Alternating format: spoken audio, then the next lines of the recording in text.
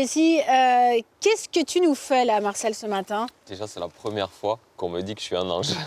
Vraiment, ça me touche. Comme ça, tu vois, avec l'halo de lumière, le bonnet, tout ça, C'est les vrai cheveux que, longs, un petit côté Je me suis Jésus, permis quoi. le bonnet parce qu'il ne fait pas chaud aujourd'hui. Non, c'est vrai. Et quand il ne fait pas chaud, qu'est-ce qu'on attrape?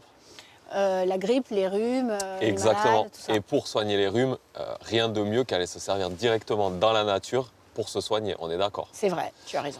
Donc étant donné que dans cette émission, il se passe énormément de choses et qu'on ne va pas avoir le temps de faire une recette complète, je vais quand même vous donner les étapes pour fabriquer votre propre baume expectorant. Le mot est compliqué, hein, c'est mot contre triple là, pour pouvoir se soigner. Ce qui est bien, c'est qu'en plus, on va C'est-à-dire pouvoir... que tu le fais, toi, tu ne vas plus en pharmacie? Tu cueilles des Moi, plantes je ne vais dans ton pas en jardin? pharmacie, voilà. Je cueille des plantes dans mon jardin. En plus de ça, je suis certain qu'elles ne vont pas contenir de pesticides ou quoi que ce soit, puisque avec les animaux qui rôdent autour, moutons, etc., on n'utilise pas de pesticides.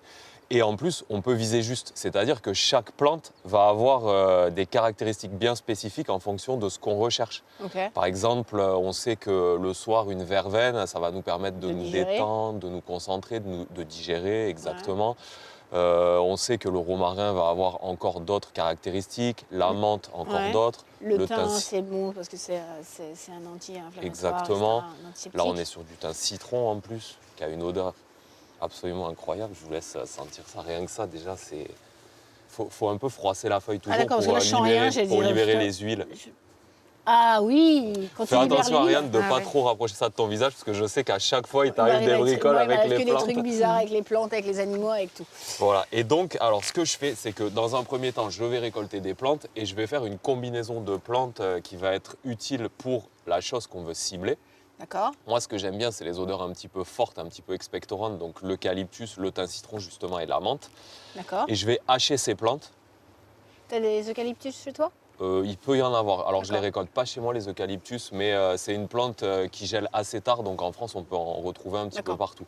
Voilà. Et je vais hacher les plantes, assez menues, pas trop finement non plus pour ne pas en faire une purée. Et je vais les laisser pendant environ 30 minutes infuser dans de l'huile de coco fondue. D'accord. Donc, il ne faut absolument pas que ça cuise, parce que sinon, ça détruirait un petit peu tous les bienfaits que peuvent nous apporter les plantes.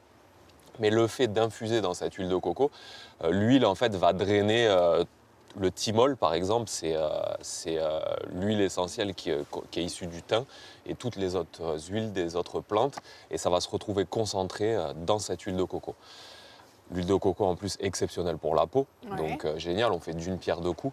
Et moi, j'aime bien rajouter, pour la fermeté du baume que je vais fabriquer, un petit peu de cire d'abeille. Voilà. D'accord. Donc, pour, on va dire, 200 g d'huile de coco, une cuillère à soupe de cire d'abeille est suffisant. D'accord.